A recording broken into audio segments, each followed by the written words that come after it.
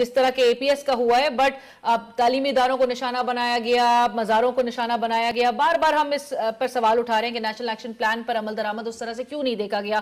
फिर 2016 को साबिक आर्मी चीफ राहील शरीफ साहब ने, जनरल राहील शरीफ साहब ने कहा था कि 2016 दहशतगर्दी के खात्मे का साल होगा। सर, आज 2017 भी खत्म होने जा रहा है। हमारी अमन तक का सफर कितना तवील है सर? बहुत बहुत शुक्रिया। असल में जो आपका आखिरी सेंटेंस है, अमन का सफर कितना तवील है, तो मेरी नजर में अमन के सफर में अभी और बहुत सारी रुकावटें हमने तय करनी है और उसकी बड़ी सॉलिड वजूहात हैं। वो इसलिए कि पाकिस्तान में जो दहशतगर्दी जारी है उसमें बिला मुज़ायक़ा ये कोई बात नहीं है कि कुछ लोग, कुछ डिस्ट्रैक्टेड,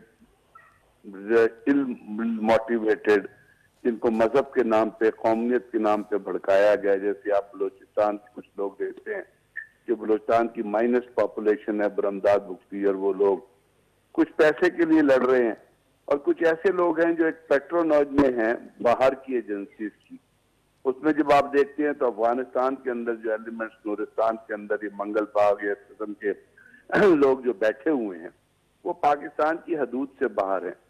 अब या तो अमेरिका की तरह ड्रोन स्ट्राइक करके वहां पे उनको मार दें, जो हम नहीं कर सकते, या हम कोई ऐसे कोवर्ट ऑपरेशन करते जो इंटेलिजेंस ओरिएंटेड ऑपरेशन होते हैं और अफगानिस्तान की सरहद के अंदर जाके उनका किला कुरमा कर देते।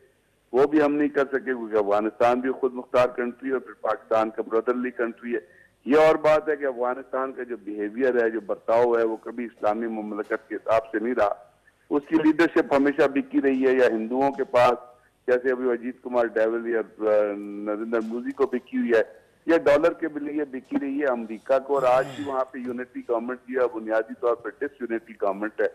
और जो अफगानिस्तान के लीडर्स खुद हैं वो नहीं चाहते कि अफगानिस्तान के अंदर अमन आए, इसलिए उन्होंने पेट्रोनेज प्रोवाइड की हुई है उन दहशतगर्द एलिमेंट्स को जो पाकिस्तान की टेरिटरी से बाहर रह रहे हैं। तो ये एक बहुत बड़ा ऐसा ड्रॉबैक है जिसके जरिए पाकिस्तान के अंदर दहशतगर्दी बाहर से इंपोर्ट हो रही है। हमने जब राहील शरीफ साहब ने जो जिक्र किया था, या अभी जो कमर जावेद बाजवा साहब ने जिक्र करते हैं, उसके अंदर वो इलाके हैं, वो सेफ हाउसेज हैं, वो सेफ हेवन्स हैं जो पाकिस्तान के इलाकों के अंदर मौजूद हैं, और उसको आर्मी जो है वो खत्म करने की कोशिश कर रही है और उसमें बहुत हद तक कामयाब हो चुकी है। लेकिन इसके साथ साथ जरूरी ये अमर बहुत जरूरी था कि सिविलियन गवर्नमेंट एक काउंटर नैरेटिव भी लोगों को देती है और ये बताती कि वो तमाम एलिमेंट्स जो मजहब का या कौमियत का नाम गलत तौर पे इस्तेमाल कर रहे हैं वो ठीक नहीं है। असल में इस्लाम क्या पढ़ाता है या पाकिस्तान की तारीख क्या पढ़ाती है, वो हमको बताना चाहिए था उन तालीमात के जरिए जो आप सिलेबस में भी डालते, जो आपके प्रिंट मीडिया पे भी चलाते, जो इलेक्ट्रॉनिक मीडिया पे भी चलाते, और वो कंबाइंड एफर्ट होती उलमा की, इंटेलेक्चुअल्स की, मजहबी लीडरों की, वो भी हम नहीं कर सके। हम सिर्फ जोर हमारा जो अभी तक अगर आप देखेंगी तो वो रहा है कि मिलिट्री ऑपरेशन से, कि गन के जरिए आप चीजों को जो है वो कंट्रोल करें और लोगों को मिटा दें।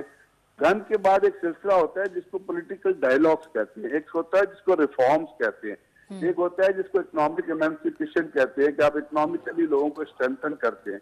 अब आप फाटा का देख लीजिए जिक्र, जब फाटा को मेन स्ट्रीम में लाने की बात होती है तो पाकिस्तान के अंदर ऐसे सियासतदान बिके हुए बैठे हैं, अचकजई जैसे हो गए, जो इवन जेरूसलम की करारदाद को माइनस कर देते हैं। या वो देखिए अपने वेस्टेड इंटरेस्ट पे जो जेयूआई के जो चीफ है वो उस प्रोसेस को नहीं चलने देते क्योंकि वहां उनकी दुकानदारी लगी हुई है। ब्रिगेडियर साहब, आपने